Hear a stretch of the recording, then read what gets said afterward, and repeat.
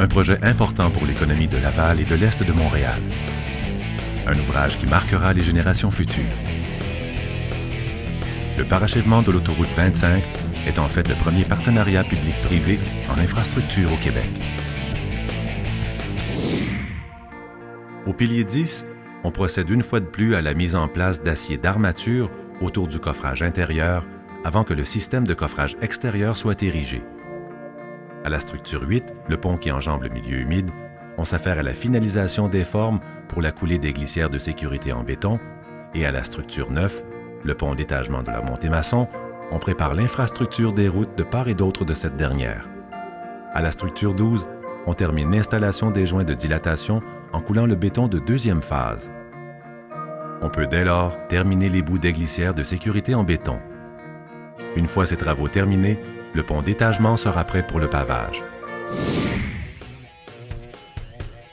Pendant la phase de construction, certaines parties du projet sont mises en service à mesure qu'elles sont prêtes. C'est le cas du nouveau tronçon est de la 440 qui doit être ouvert à la circulation pour que les travaux puissent se poursuivre afin de construire le nouveau tronçon ouest. Changer la configuration d'une route est une opération qui demande une grande coordination et elle doit se faire au moment où la circulation est la moins dense. C'est pourquoi on procède de nuit, avant l'heure de pointe du matin. Tout doit se faire sans accrochage, puisque le moindre délai pourrait créer un cauchemar pour les automobilistes à l'heure de pointe. On installe des glissières de sécurité temporaires pour contraindre la circulation aux travées ouvertes. On installe aussi des atténuateurs d'impact aux extrémités des glissières de sécurité temporaires pour amortir le choc en cas d'impact accidentel par un véhicule. Ces atténuateurs d'impact sont remplis d'eau ou de sable afin d'absorber l'énergie et ralentir progressivement le véhicule plutôt que de l'arrêter d'un coup sec, ce qui pourrait être fatal pour les occupants.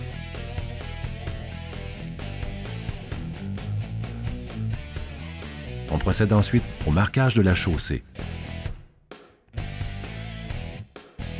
On mesure et trace d'abord les lignes guides qui serviront ensuite au marquage final.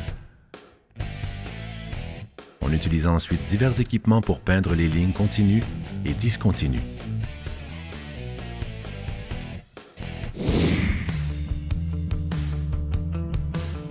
Maintenant que tout est prêt, on peut accueillir les premiers véhicules qui arrivent à l'instant.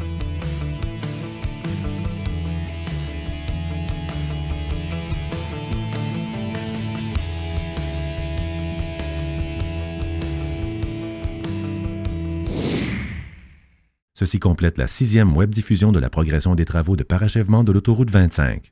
Espérant que le visionnement vous a plu, nous vous invitons à revenir voir le site régulièrement ou à vous abonner au fil RSS afin de rester aux premières loges de l'évolution des travaux. Une production Hubert Média, rendue possible grâce à la participation de Concessions A25 et de Kaywood Parsons.